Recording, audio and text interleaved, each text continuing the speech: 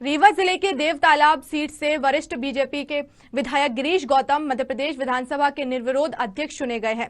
Budget सत्र के दौरान मुख्यमंत्री शिवराज सिंह चौहान ने गौतम को अध्यक्ष चुने जाने का प्रस्ताव रखा, जिसके बाद संसदीय कार्य मंत्री नरोत्तम मिश्रा, चिकित्सा शिक्षा मंत्री विश्वास सारंग और कृषि मंत्री कमल पटेल ने सत्ता पक्ष और विपक्ष के नेता कमलनाथ ने इसका समर्थन किया है।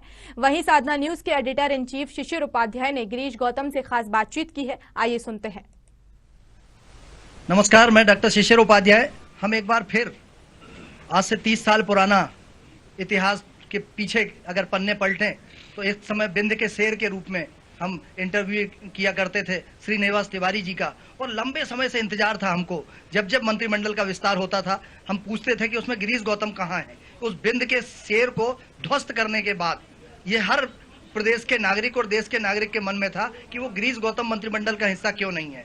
लेकिन देर आए दुरुस्त आए, मध्य प्रदेश की भाजपा ने, केंद्र ने, हाईकमान ने, भारतीय जनता पार्टी के नेतृत्व ने जो निर्णय किया है, एक बार फिर बिंद का शेर हमें दिखेगा। ये आश्चर्य का विषय है, देर से मिला है, लेकिन ये आपकी जो क्षमता है, गिरीश गौतम जी की जो क्षमता है, उस क्षमता के हिसाब से एक बार फिर मध्य प्रदेश विधानसभा को एक ऐसा दबंग अध्यक्ष मिलेगा जिससे सरकार अपनी तरफ से जो चाहती है, जैसा चाहती है संचालन, वैसा संचालन। वो किसी मोहरे के रूप में नहीं जाने जाते हैं, ये अपने मन की मर्जी के मालिक के रूप में जाने जाते हैं, और ये क्षेत्र में ही नहीं पूरे प्रदेश में ही। विधानसभा अध्यक्ष बनने के लिए क्या आपको लगता है कि जिन परंपराओं को लेकर मध्य प्रदेश विधानसभा की लंबे समय से एक परंपरा चली आ रही है और देश भर में ये माना जाता है, उन परंपराओं पर को कायम रखने की आपको बहुत बड़ी जिम्मेदारी माननीय मोदी जी ने, माननीय अमित शाह जी ने, नड्डा जी ने और बीडी शर्मा जी ने दी है, तो उस पर आप आगे की आपकी क्या प्लानिंग होगी? सबसे पहले तो मैं हमारे संगठन के नेताओं, आला नेताओं को, माननीय मुख्यमंत्री जी को साधुवाद देना चाहता हूं कि उन्होंने इस लायक मुझे समझा कि विधानसभा की स्पीकर के पद पर बैठाने का काम किया। दूसरा, मैं ये कहना चाहता हूं कि विधानसभा की स्पीकर के बतौर हमारे प्रदेश से तमाम जगह से चुन करके आने वाले हमारे विधायक जो विधानसभा के माननीय सदस्य होते हैं, उनके हितों का, उनके जैसा लंबे समय से मुझे 28 साल हो गया विधानसभा को कवर करते हुए, मैंने ये देखा है कि गांव-गांव से दूरस्थ गांव मध्य प्रदेश के पूरे 230 विधानसभा क्षेत्र की एकमात्र विधायकों की उम्मीद होती है अध्यक्ष जी, और ऐसे मुद्दे लाए जाते हैं। लेकिन पिछले कुछ समय में, ये मैं ईश्वर दास रोहाणी जी के समय की बात नहीं कर रहा हूं, उसके बाद की बात नहीं कर रहा हूं, लेकिन कई बार विधानसभा में असहज स्थिति पैदा हो जाती है और वो विधानसभा अध्यक्ष का दायित्व होता है कि सबको न्याय मिल सके।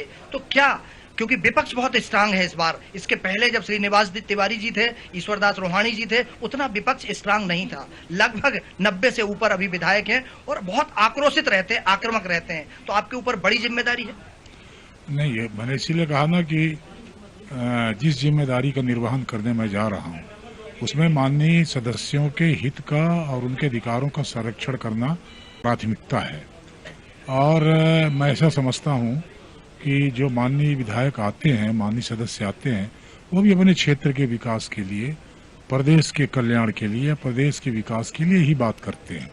और ये अलग अलग अपना रखने का तरीका होता है, और स्वाभाविक तौर पर जो बातें वहाँ आती हैं, जो हमने 18 साल में देखा है, उसको सुलझाने का भी प्रयास हमारे माननीय स्पीकरों ने किया है, और वो मामले सुलझे। ऐसा नहीं है कि कोई ऐसी विवाद की। इसीलिए कहा जाता है कि मध्य प्रदेश की विधानसभा पूरे हिंदुस्तान में जो भी विधानसभाएं हैं उसमें सर्वोच्च स्थानों पर अपना स्थान बना करके रखती है।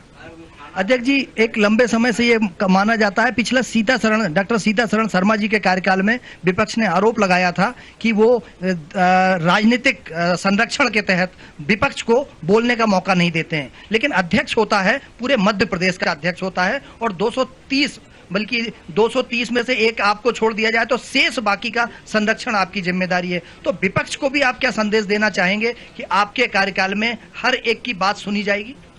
नहीं, मैंने पक्ष विपक्ष की बात ही नहीं की।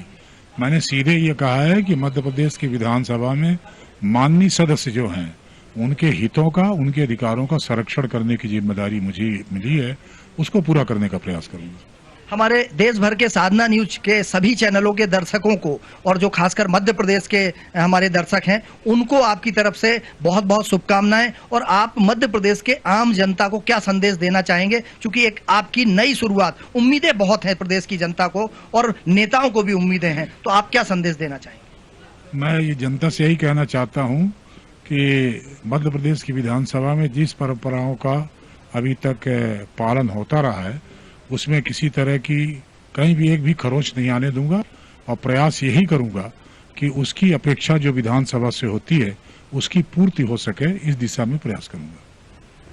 ये थे हमारे साथ वरिष्ठ विधायक और प्रदेश के वरिष्ठ नेता, भारतीय जनता पार्टी के वरिष्ठ नेता और लंबे समय से राजनीति में अपना परचम फहरा रहे श्री गिरीश गौतम जी, जिन पर भारतीय जनता पार्टी के वरिष्ठ नेताओं ने अब अपना विश्वास बढ़ाया है, जताया है और इनके ऊपर जिम्मेदारी भी है। बिंद क्षेत्र में, पूरे बिंद क्षेत्र में एक सीट सिर्फ विपक्ष को मिली थी, पूरा बिंद भाजपामय है, लेकिन सत्ता की भागीदारी से काफी दूर था। तो आज अगर भाजपा ने और मध्य प्रदेश सरकार ने यह जिम्मेदारी दी है, संगठन ने जिम्मेदारी दी है, तो उस पर गिरीश गौतम जी खरे उतरेंगे और मध्य प्रदेश की विधानसभा की उन परंपराओं को पूरा पालन कर सकेंगे, बचा सकेंगे। यह बहुत बड़ी चुनौती होगी। मैं कैमरामैन दशरथ विश्वकर्मा के साथ डॉक्टर शिशिर उपाध्याय, धन्यवाद। और इसी के साथ इस बुलेटिन में फिलहाल इतना ही। देश प्रदेश की तमाम खबरों के लिए देखते रहिए साधना न्यूज। नमस्कार।